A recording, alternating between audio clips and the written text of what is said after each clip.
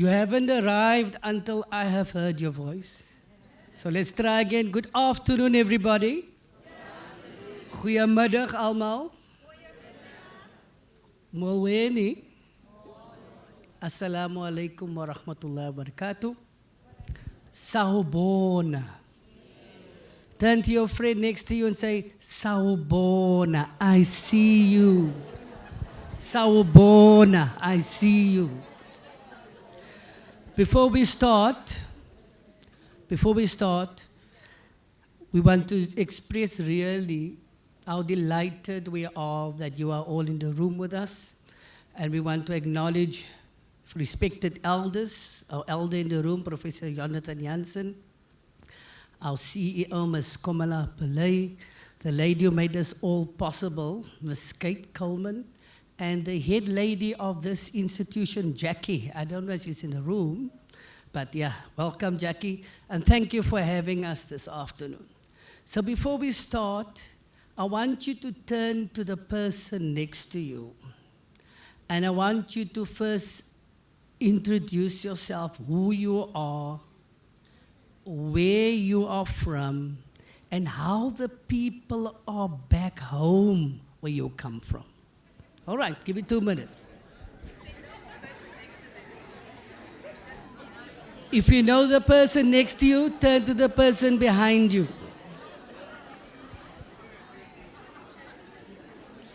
So again, who you are, where you're from, and how the people are back home.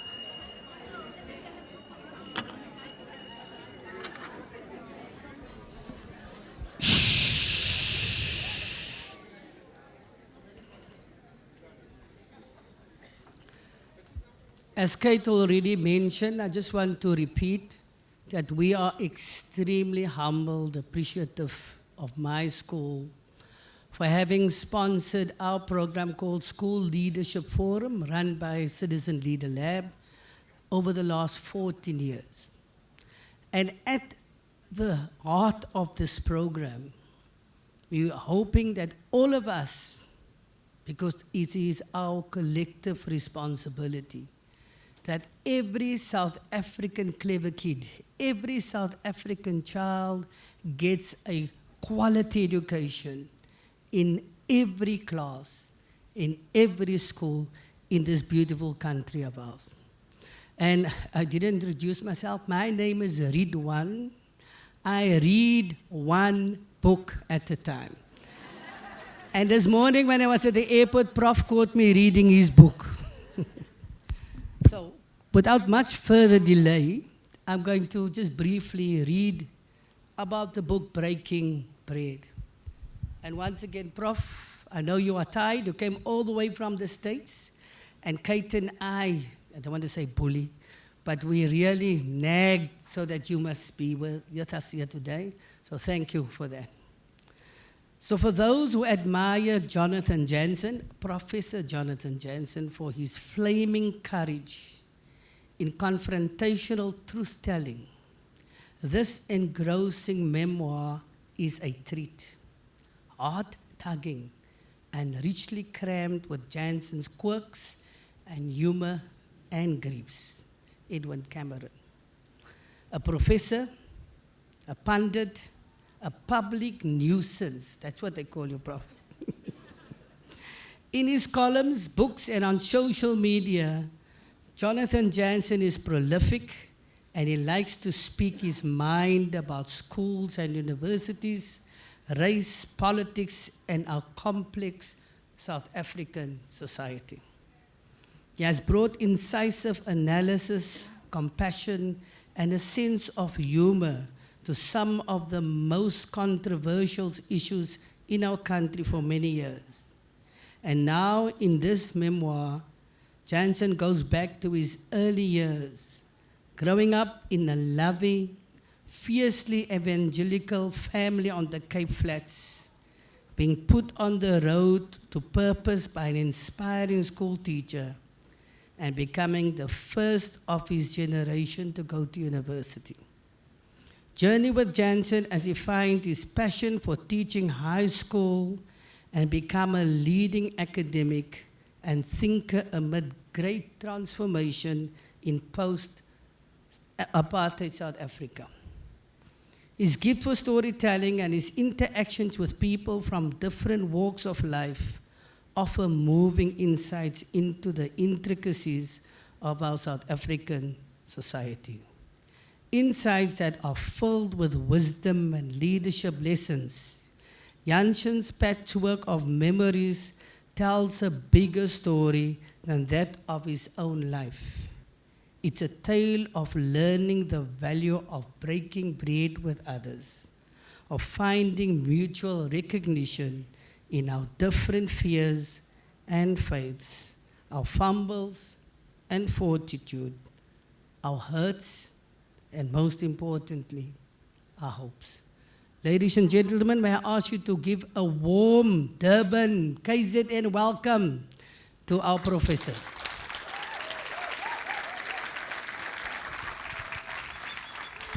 It is always lovely to be in this beautiful city, and it's beautiful because of its people. It's not beautiful because of the landscape. My God, the amount of dirt that I saw on the way from the beachfront to here. In fact, they told me don't even stay on the beachfront. You know, they're going to mug you. I don't know what's happened to this beautiful city, but the people are amazing. And so I am incredibly... Say again? Yeah, I know that, but you know, I'm pretending to be dumb, you know, that I don't know what's really going on. No, absolutely, absolutely. So good to see all of you. I'm sort of scared to ask, you know, because when I come, as you get older, you know, you always get people at these meetings saying, oh, but you taught me when I was in, anybody here that I taught when I lived in Durban?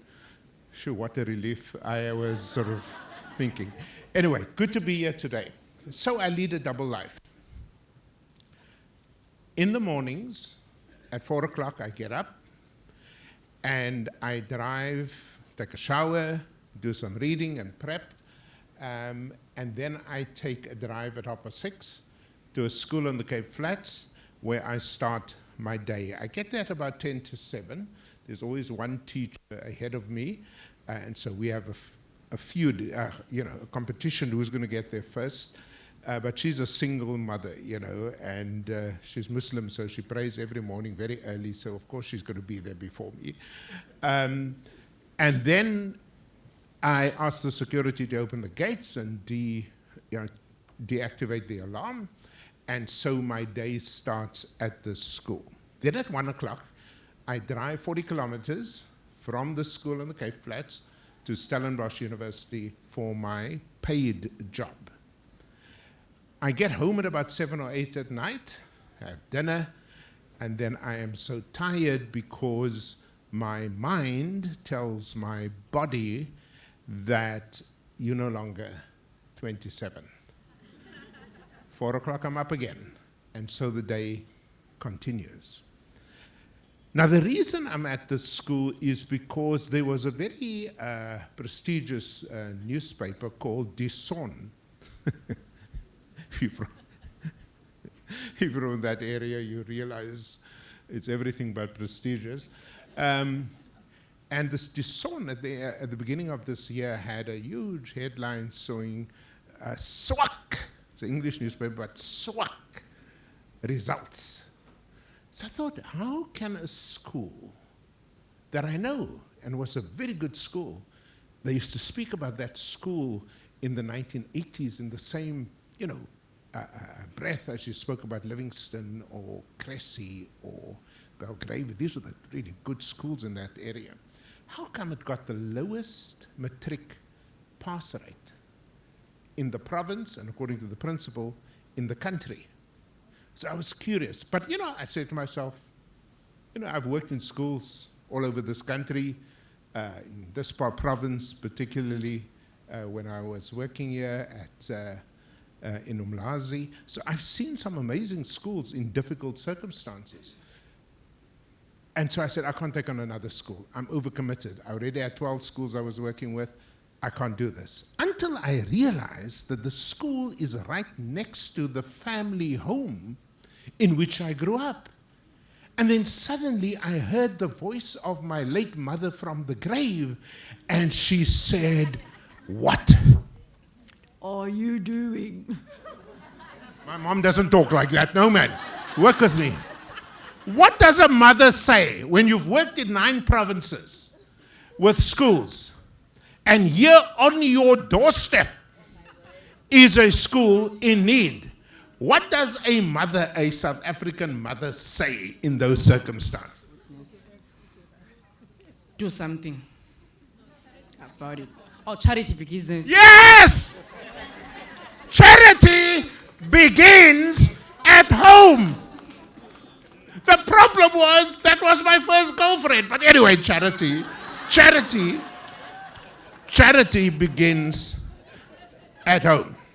So I picked up the phone. I called Brent Walters, who's the head of the education department for the Western Cape. I said, Brent, I can't look away. I'm offering you my services as a turnaround specialist at this school. You don't have to pay me a cent. The university already pays me. But I can't walk away because charity and that kind of stuff. He said, when can you start? I said, no, we must first talk to the principal. And I haven't been there for years. And so the principal, the governing body, everybody came back and said, well, he's a son of the soil. You know how South Africans talk. He's a son of the soil. Of course he can come. So I went there, and I made a big mistake. So I got there on day 1. It's dark. Only the security is there, and some kids whose parents drop them off very early because they come from very far, Khayelitsha, Goodwood, and so on. 5 or 6 kids. Every morning, 6:30, they're there. So I said to the security, open the inner gates. Outer gates is open. So I walked through the school. There's nobody there. Up the staircase on the one side, and I saw more condoms than in the Department of Health. And I remember saying to myself, what the fuck? The last time I saw so many condoms was in the toilets here at DUT, Biko campus. Huge. Now, remember the protest there at DUT? One year when Ahmed was Vice Chancellor, Ahmed Bawa? You know why they were protesting? They were tired of government-issued condoms. They wanted edible condoms. It's true! Right here! And I looked at all these condoms, and I went down the other side again, a lot of condoms, and we found the boy who brought the condoms to school. So we dragged him into the principal's office. And he then says, no, sir, it's not what sir is thinking. You must stop the way they talk there. It's not what sir is thinking. I said, you don't know what I'm thinking. Sir, we use this to polish our shoes. I said, my boy, please, don't lie to me. So we brought in other boys. Did you know they used condoms? Did you know this, Kamala? They use condoms. What a horrible name to have, Kamala. You just lost the elections by 20 million votes, you know. But I digress. Did you know, does anybody know about this? Anybody? That you actually use, so I didn't know this, but it's true. So I said to the boy, what a waste of a condom. So the next day I brought him shoe polish, But I realized there was trouble. And remember the sun, it's still very early, I'm alone, I see all the condoms, and then I go from door to door upstairs. And on every door there's graffiti. The first one is, Yo Masa. Serious. The next one is, I killed my mother. I don't know why these kids are into their mothers. The next one had just a finger. And I'm going down there and I say, my God, if you look this way, you see the most horrific graffiti, and you look that way, and you see the most amazing mountains, and the sun rising, and the beauty of this part of the Cape. And I remember, I don't get depressed, thank God, but that morning I was quite depressed. So I went to the principal. Then the kids came, 1,236 kids, and they're coming through the gates. And every boy walks as if there's something wrong with their vertebral column. I'm sort of looking at these fucking kids, I'm saying, what is this? Everybody's got a beanie on. Nobody greets me. And then I go back into the quad, and I see this chaos. And suddenly the security comes to me and said, Sir, meneer, help asseblief. I said, with what? And a boy he thought it takes too much effort to go to the stairwell and come down, so he came down the drain pipe. Now the drain pipe is a rickety structure. He could break his neck. Have you ever been in a situation where you smack yourself and say, is what I saw really what I saw? And I'm saying, oh my God, where did I land? So I went into the principal's office, a lovely woman, and I said to her, ma'am, you have a dysfunctional school. And I remember her rocking back in her chair. She's very Afrikaans speaking, Afrikaans teacher. So I had to learn my second language when I speak to her. I said, Miss, you've got a dysfunctional school. And I never forget what she said. Nee, meneer. Don't say that about our school. What's your evidence? I said, I'm so glad you asked. Walk with me. So I took her into the school, and the first thing we looked at together is the condoms.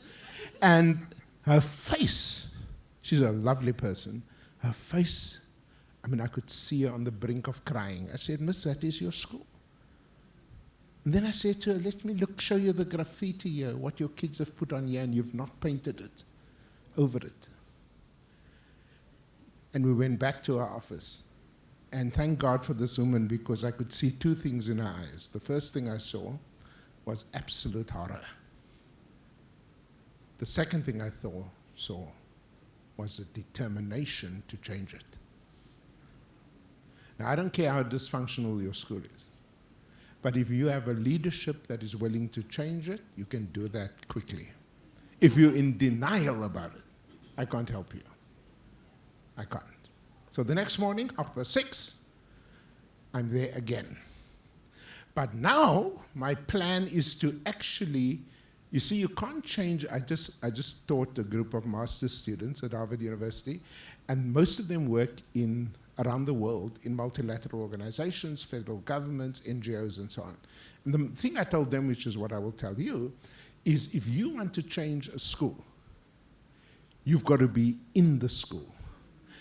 And you cannot just change the school from the top down with the leadership. You've got to change it from the bottom up with the teachers. So I sat in my first classroom. Mistake number 2. I get into this classroom, and I actually thought I was in a horror movie. One boy sat with his feet on the desk, the earphones around his head listening to his music. 8 o'clock in the fucking morning.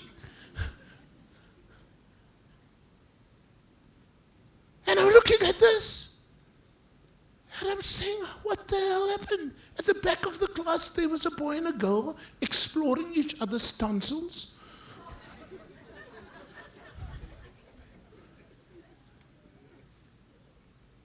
And I said, where is this? 2 other boys were beating each other up for no apparent reason. 3 girls stood at the door, deciding whether to stay in the classroom or go home. They just arrived. And in each of these moments of observation, the teacher is teaching. Or at least, she thinks she's teaching. So the next morning I went back to the school. But first at 4 o'clock when I got up, I went into my little study and I cried. I was so overwhelmed with emotion. And the question in my head was, how is it possible, 30 years after apartheid,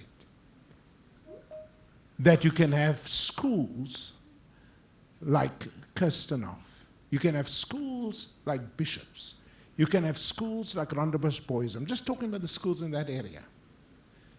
You can have schools like Kersney.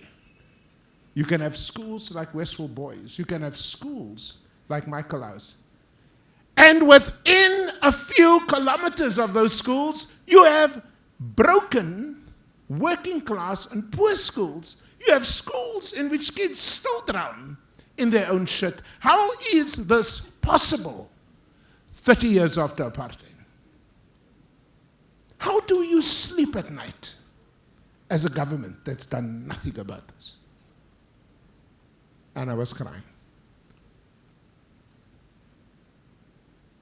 And then I went back to the school. 6:30, I'm there. And I went back to the same class because I thought to myself, maybe that was just a nightmare. Maybe you took the wrong tablets. Maybe, you know. 15 minutes into the class, a girl comes in. She must be about 14. It's a grade 9 class. She must have been about 14, 15 years old at most. Earphones, tracksuit top over her head. Late, like very late. And I'm sitting at the back, and in she comes. And because I was a former teacher, I was a high school biology teacher. Don't know why they call it life sciences, but those days it was biology. And my blood pressure went up. And I said, my girl, come here. So she came. She stood in front of me, and before I could say anything else, she did something that has never happened to me in all my years of teaching at university or at school, high school. She put her nose on my nose. I could blow the skin over. And her nose touches my nose. Fortunately, my son is a psychologist, the educational psychologist. Unfortunately, he and my 2 beautiful granddaughters are in New Zealand. So he always says to me, Dad, every Sunday morning when we Zoom, he says, Dad, I know you. When you get into a situation that is bad with kids, look at me, Dad, through the Zoom. I want you to de-escalate. So as this kid puts her nose on my nose, I close my eyes and I say, where have you been? Work with me. And I say, de-escalate. She then takes her finger, I'm not making this up. She then takes the index finger and rubs the bottom of my chin. I close my eyes again and I say, de-escalate.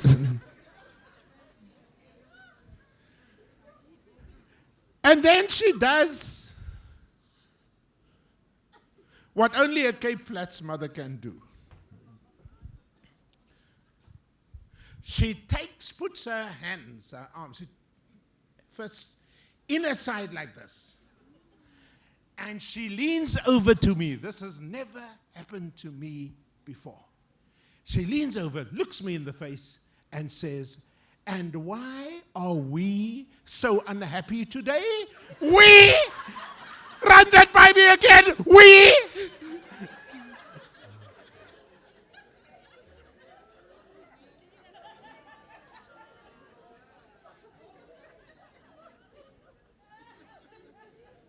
So I ran out of the class because I didn't want to have her see me laugh.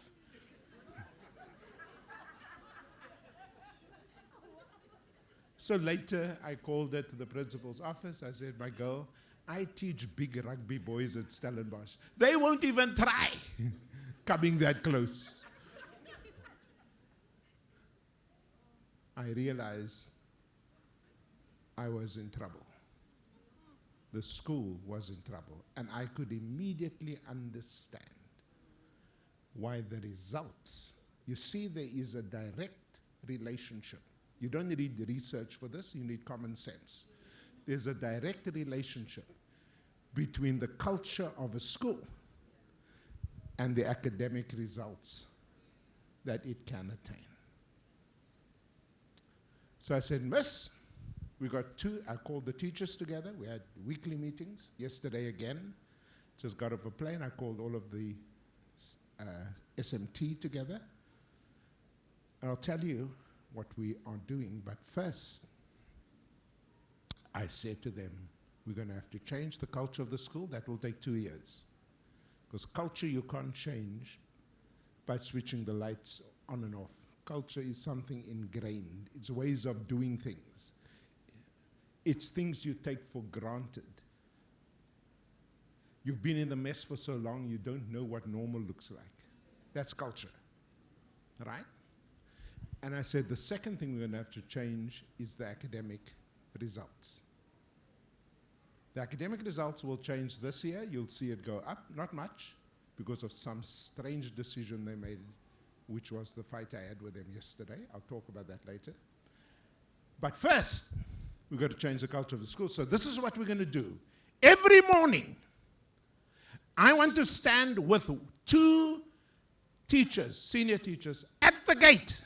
That gate is going to close at 8 a.m. And that's the first thing we're going to do. So we went to the gate at 8 a.m. I turned my back towards the gate. And I said to the security, "Maak daai hek toe asseblief." And they closed the gate. Why did I turn my back to the gate? Because you were scared to be complicit in the education officials. Use big words, man. What is complicit? Why did I turn my back to the gate? It's difficult. My God, I'm in the very city where people... Because it's like the Comrades Marathon. Yes!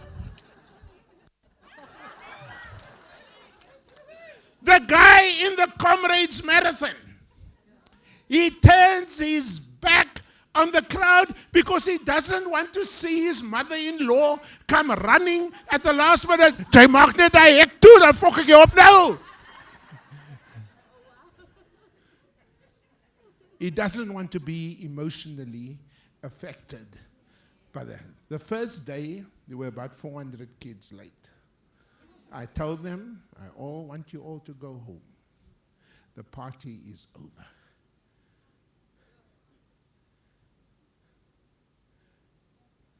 The next thing, a mother, explain this to me. As a social scientist, explain this to me. A mother comes.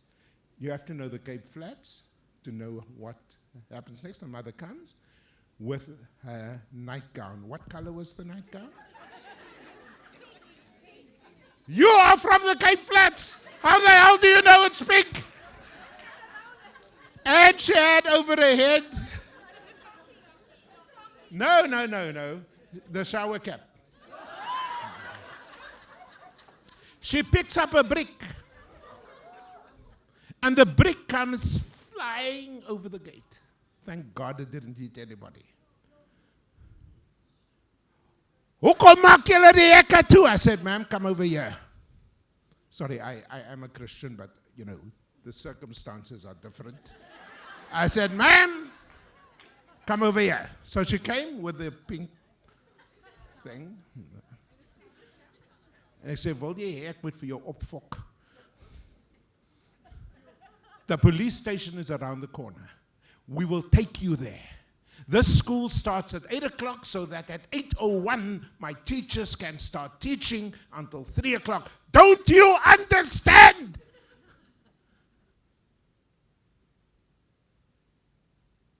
And she looked at me. The next morning, there's about 30 kids late. Now nobody's late. There's one or two always who are late, but that's because of the taxis and the violence and what have you. So the first day that we said, close the gate, some of the boys came out to me at the gate. Sir, we're happy with what you're doing, but can sir look over there? And there were 2 teachers late in their cars. And I remember saying to myself, what the fuck? I want to, those of you who work in school reform, let me just tell you something simple. I now know this. I always knew this, but I knew it again. It's easier to change the mind of a kid than to change the mind of a teacher. Trust me on this one.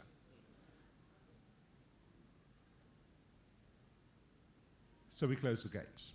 The next thing I had to do is I stood at the gate every morning and I greet every child as they come through the gate, all 1,236 of them.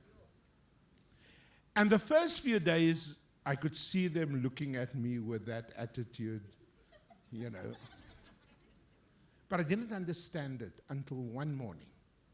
2 girls come walking towards me. Friends. The one greets me, Goeiemôre, professor. Goeiemôre, my kind. And she goes this way. The other one doesn't greet. And she goes around me. But then she says to a friend for my ears, she says, Ek groet nie eers my ma nie. I don't even greet my mother. Now, I don't know about you. But in my house on the Cape Flats, if you woke up and you didn't greet my mother, you're dead. My mother had a particular kind of phrasing. I'd love to hear from you what your mother would say in isiZulu. But my mother said this. We were an English home, but then she switches to Afrikaans. Whenever, if you grew up in the Cape Flats, when your mother switches to Afrikaans, run for your life.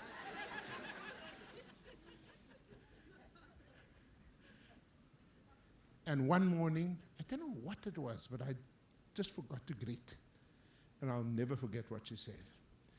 She said, Ek sal vir jou klap.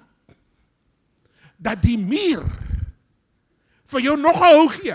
How the hell can you bring the wall into my disciplinary, action? I will smack you so that the wall gives you another smack.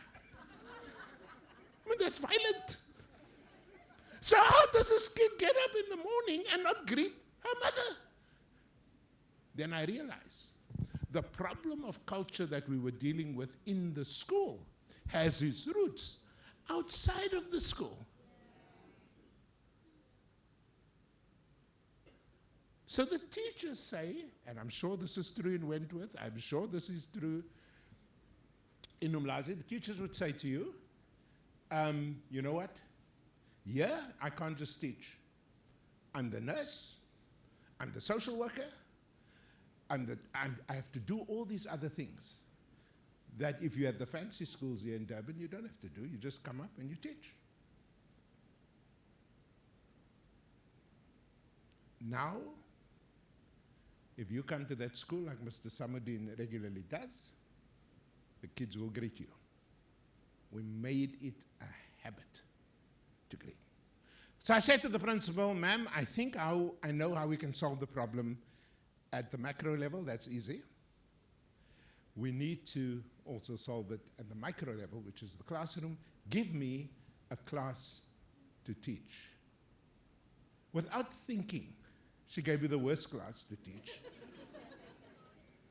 9A2, 9A2.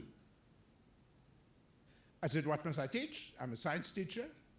They said they're doing physical chemistry, and this week, the periodic table. Now, I just want to tell those of you who don't know science, the most boring thing you could possibly teach a kid is the periodic table. It's just a lot of elements. You don't know them. So I went into the class, and I had taken, this is not a joke, I had taken 7 hours to prepare a 50-minute lecture. Why? Of course I knew the periodic table, back to front. But I got to figure out how to break it down and make it digestible for a 14-year-old. Now, in my day, the way I did that as a teacher is I get 3 textbooks. One of them was always from a group of nuns in this province. It was my favorite textbook to consult of the 3. Can somebody tell me which school in this province produced the best biology results? And the nuns actually did the bloody textbooks themselves. No, it wasn't in Under, great school.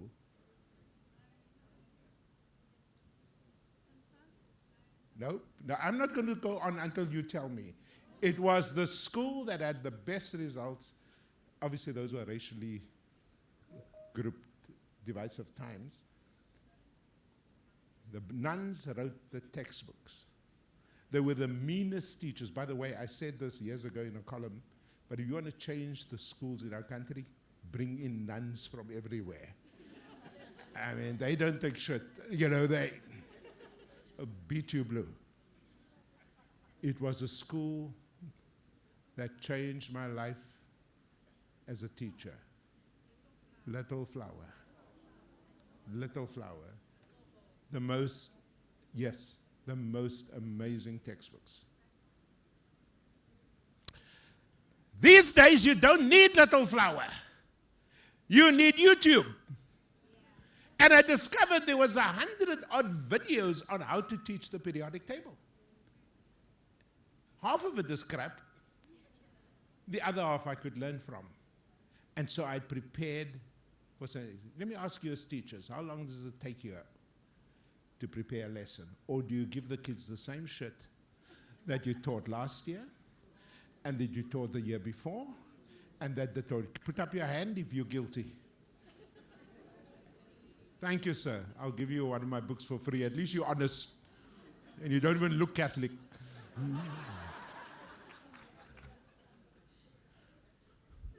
So I step into the class and oh my word. 9A2. So I must also now teach it in Afrikaans, so you can imagine the mess I made. Because, you know, I could figure out that koolhydrate is carbohydrates.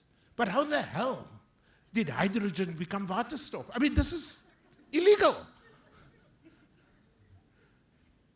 Nitrogen, stikstof, what the fuck is that? Anyway, so I walk into the class and I said, oh no. There was chaos. One boy was swinging from the top of the window for no apparent reason. I said, my boy, what are you doing? What doing, Jay? He said, no, he's trying to fix the window. I mean, it was kind of rubbish. And I couldn't get them to be quiet for me to start my lesson. And then I realized I cannot approach this school the way I would teach 9E2 at a middle class school. Because in 9E2, at the Rondebosch boys, I would say the following. Good morning, boys. May I please ask you to take your seats so that I can start the lesson? That's what you do in a middle class white or black school.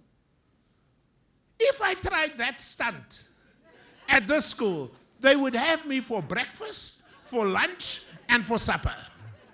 So I knew I can't go down this English road. So, please forgive me, but I did do this. I said, would you motherfuckers take your seats, and you, if you breathe too loud, you dead, yes, frack. They got such a shock. They sat down shivering. And I started to teach them as if their lives depended on it, because it does. First thing I realized, that as a professor of education involved in preparing student teachers for the future, our management theory, classroom management theory, is completely out of whack. It's normed according to middle class values. It's not normed according to the values of working class kids who come to school traumatized and re-traumatized every day, and we want them to behave like normal. Mistake number one. Mistake number two. I realized that everything I was taught, all of you went to college or university for training as teachers. You might not be aware of it, and your lecturer might not be smart enough to tell you what he or she is doing, but you are taught pedagogy, the art of teaching, according to principles. I can see the lady over here saying, please, Lord, may he not come to me. Sorry, Auntie, I'm coming to you. What theory of teaching and of learning, by the way, are we all reared on as teachers? No idea. Look at me as if I'm the devil. There's so many theories. No, they use one theory. There's one particular theory that they use in which they teach you how to teach. I think you should ask this lady. No, I'm asking you. Don't pass the buck. Professor, I'm sorry, I'm not a teacher. Eunice, No, I'm Jade. you what? I'm Jade. You're Jade. What a remarkable answer. I ask you if you're a teacher, you say, I'm Jade. I want to know, what do you do? No, I don't teach. We support schools with STEM subjects. You support schools in STEM subjects. So I'm what? not a teacher myself. So what do you do in STEM? What are the principles underlying good teaching in the STEM subjects? I think foundations are important. Hey, these University of Natal graduates, they're the worst. Professor Jansen. Constructivism. Yes! Leanne, my God. You use constructivism. In other words, you assume that there is what on the part of the kid? Normality, structure, I don't know. You assume that there is prior knowledge. Your job as a teacher is to figure out the prior knowledge, build on it towards the new knowledge through a process of interactive engagement. But the assumption is there is prior knowledge. Here's the deal. What if there isn't prior knowledge? What if this kid was screwed from grade 1 to grade 8?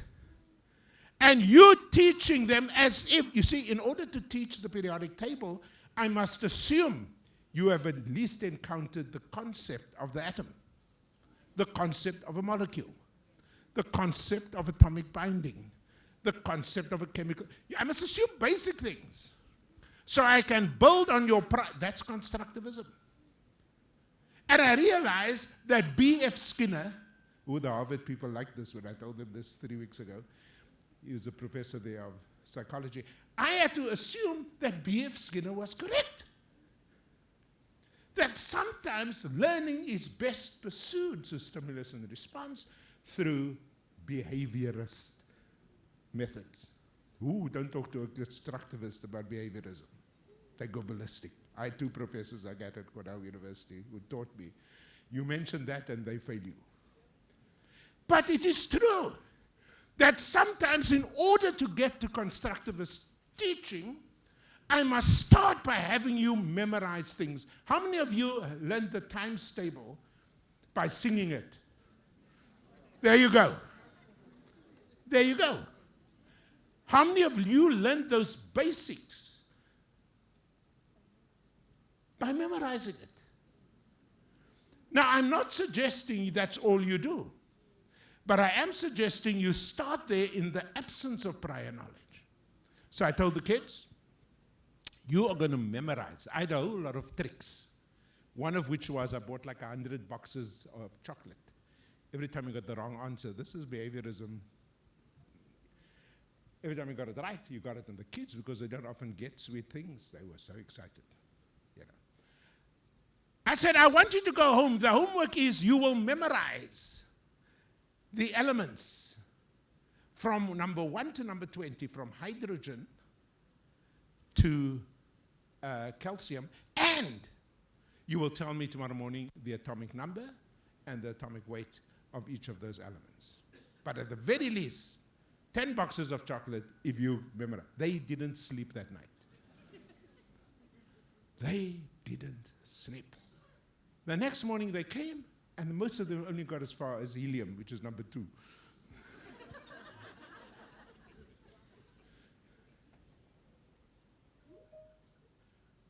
At the end of that lesson, on a boring topic, a boy got up and he said to me in Afrikaans, "Sir, please don't send us back to our regular classes. This is for the fucking periodic table." Because you see, half your problems in management go away. And I want to hear an amen here if you can. Even from you, I want to hear an amen.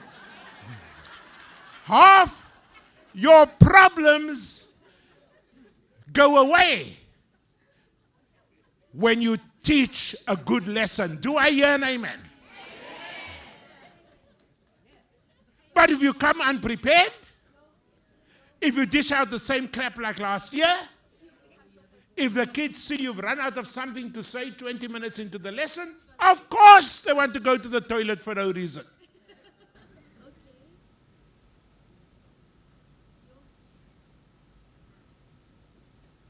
These tricks, management tricks, you don't need them if you teach them the next morning. For the first time in the history of that school, 5 minutes before my next lecture, they were lined up, boys one side, girls one side, before I said anything. They said, "Sir, you're a minute late."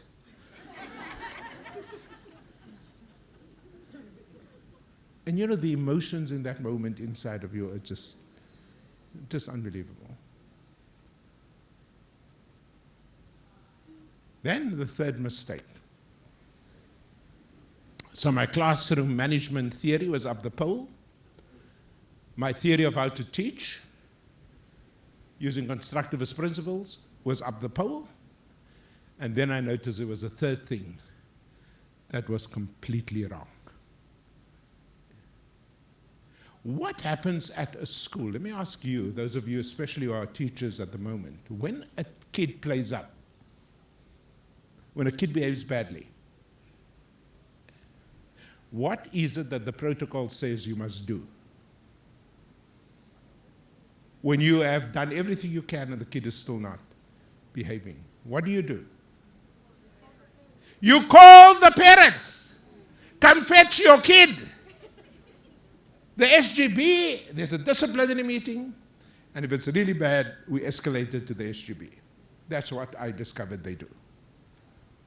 The problem is when the principal tried to call the parents, what do you think happened?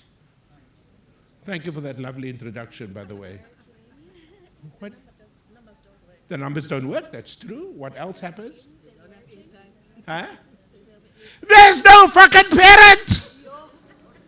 Most of them are raised by guardians, foster mothers, or themselves. How do I know this? Because every time a kid came in for discipline, my office, my little, you've seen it, Ridwan, my little desk is in the principal's office, so I see everything. I say, Miss, just give me 5 minutes with the kid. And I ask them the same questions every day. Wat doen jou pa? My pa's in Paulsville, meneer. My father's in Paulsville prison. Wat doen jou ma? My ma het gister geoud, meneer. Overdose on drugs. Hoeveel kinders in die huis? 16, meneer. From the 2 marriages. In other words, our assumption that every home is structured with a dad, with a mom, with a dog, and a Chevrolet is complete bullshit. Ooh, I went to one of those meetings with the department, you know, this Bella Bill. Can I just ask all of you, just relax. If they can't come and find you for a parking ticket, how the hell are they going to come and monitor?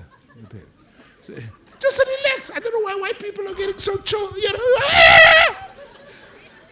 chill, man. They're incompetent. Yeah, we worry about the wrong things, you know. Anyway, so I go to this department workshop on the Bella Bill. Teachers, please note, principals, that a parent will be fined and or receive a prison sentence if their child is kept from school on a regular basis. It's in the bill. So I put up my hand, which I should never do, as my daughter always tells me, but I put up my hand. It's like when I put up, since I'm in Durban, I might as well tell you this. When my son went to Berea West, you know, I was a professor at the University of Durban, Westville. And of course, as a parent, you go to the first school in Durban. And I said, they had a lovely woman principal there, and I said to her, ma'am, you know, this is a lovely school. Really lovely school. But where are the black teachers? You just have all white. I want my kid to have black teachers as well. Ooh, you know who threw me out of that room? The Indian teachers. You want your kid at the other school? Leave!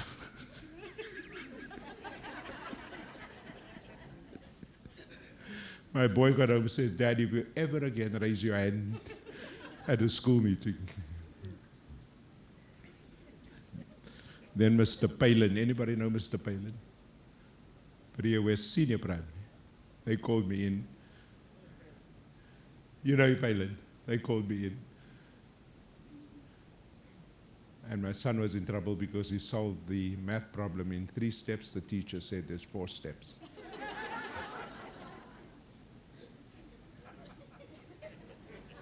I don't know if Leanne remembers this. I also went back to the school because my son's homework books at Berea West Senior Primary said that Shaka was a bloodthirsty thug. I said, you know, what the fuck are you teaching my kid? But the next line in the teacher's notes was even more amazing. Gandhi was thrown off a train in Pietermaritzburg. But, no, I'm not making this up, but it was good for Gandhi. It helped him to build his character. I thought, man, the shit you can teach in the name of history. Anyway, so my hand goes up at the Bellable discussion. And I said, Meneer, help me here.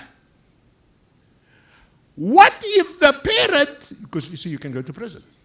What if the father is already in prison? Is it like an extended sentence? I mean, how does it work? That guy will hate me for the rest of his life. And so our theory about a middle-class arrangement with the kids is complete bullshit. I must close. And then I realized that the way to get these kids on board in terms of my second objective, the culture change objective, the academics is easy. but in terms of the culture change, is I've got to learn how to love them. Now, you might find it awkward talking about love, especially if you are English, white South African. You don't like love as a word. I said to my friends at UCT, you know your problem, you're white and English, and you guys have never had a compliment from your parents, an unconditional compliment. They'll compliment you, and then they'll clap you. I've seen it. Thank God for Oprah, because now, you know, you hug your kids, you tell them you love them, all of them. My parents didn't do that, as you'll see in the book. And so I thought, I'm going to do 2 or 3 things on a consistent basis to convince them that they are loved. And my job, every time a kid ends up in the sick bay with toothache, I take them to the dentist. And one day, doesn't cost them a cent, I pay for it. One day, a grandfather stops at the closed gate. He says, "Sir, can you help me, man? Yusra, young Muslim girl, has incredible toothache. I went to the day hospital. You stand for a whole day and you still don't get served." I said, "Sir, leave Yusra with me." So I took Yusra in my car, took her to the dentist, and I said to them, "Listen, I'm very busy at the school. See what you can do. Call me, and then I'll approve the treatment." So about an hour later, they call me, and the secretary of the dentist says, "Professor, there's 4 teeth here that are a problem. I've got good news for you. We can take out these 4 teeth, and it will cost 1,000 rand. However, if we fill the teeth, it's going to cost you 1,600 rand. And as they say in Cape Flats Afrikaans, ek het my moer gestrip. Why did I get angry, sir, given these options?" You got a full set of teeth, so you have no idea what we go through on the Cape Flats. Why was I upset? Because the difference was negligible. No, it's big. It's 600 rand. You think I'm rich? Why would they never ask that of a middle-class person? That it is an option is offensive, because the kid is 14 years old, for God's sake. Save the teeth. So I said, "Ma'am, don't you ever ask me a question like that again. Fill those teeth so that she can have a full set of teeth." Anyway, the next morning, in the principal's office is the granny. She's being raised by her grandparents. The granny was there. Let me just see if you're paying attention. What was she wearing? The night robe. What color was the night robe? Pink, thank you very much. And what was on her head? The shower cap. These are math lit people. You've got to go very slowly, you know.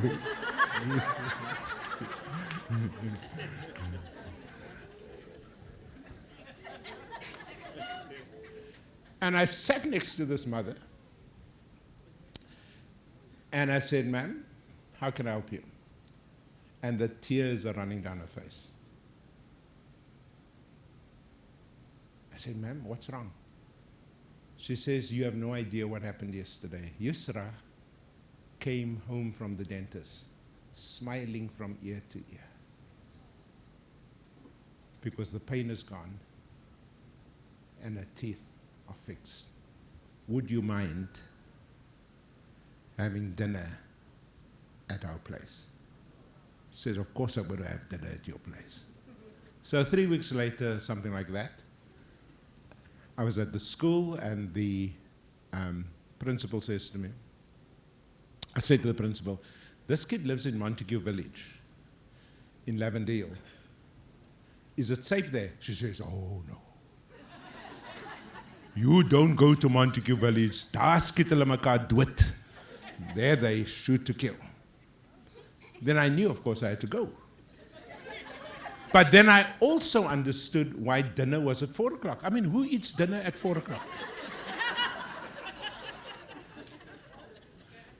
Why was the dinner, Kamala, at 4 o'clock? So you could get home before dark.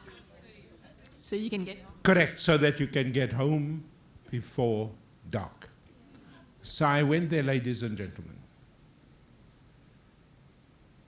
And the first shock was, there stood Yusra, perfectly dressed in the school uniform, which is rare at that school. You can see she must have done something to get her hair so beautifully done, and she stood proudly at the gate, and every 5 minutes she calls me, is Sir still coming, is Sir still coming? So of course Sir shows up, and there stands Yusra. I went into that home, and I have to tell you,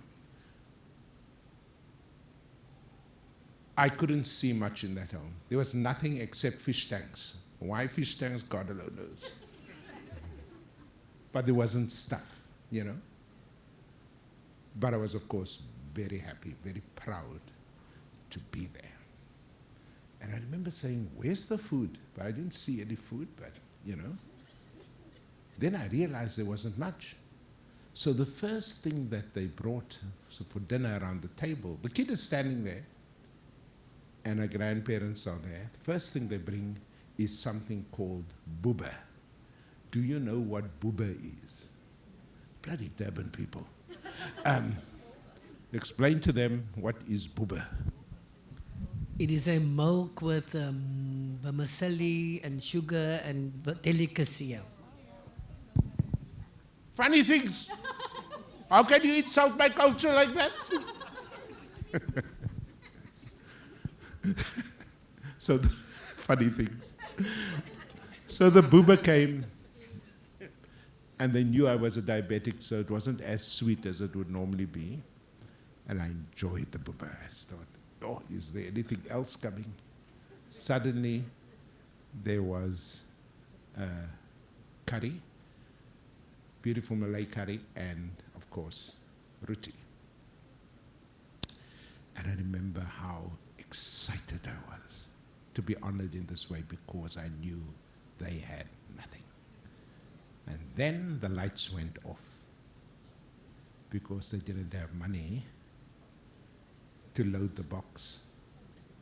And I'm trying to take their attention away from the box because I don't want them to feel I'm feeling uncomfortable, because I'm not. But anyway, Yusra disappeared, came back and put money on the box. At 6 o'clock, I was told to get up, and they took me to my car, and they thanked me for coming. So I drove home, about 20 minutes away. When I got home, my phone pinged, like that. This is all arranged, by the way. My phone pinged, picked it up.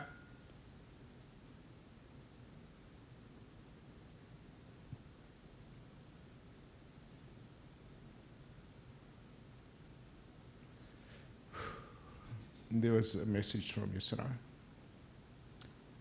Did Sir get home safe? The children are not your problem. We have within us enormous capacity to love. You see, teaching is not about techniques. Teaching is about connection. And if that kid knows you are there for them, they will do stuff for you. This lady over here, what's your name, ma'am? Ella. I was sitting down when Ridwan had that silly activity, turned around and talked to the person behind you. And you know, she told me something that I will never forget as long as I live. That when COVID hit, you must just correct me if I get it wrong, they got the Christians to give breakfast, the Hindus to give lunch, the Muslims to give dinner. I forget what the Jews did, but everybody had a role to. They looked after the volunteers. In what country does that happen? In what country? Not in Trump's America, not in northern Nigeria. It happens here. God bless you as you teach.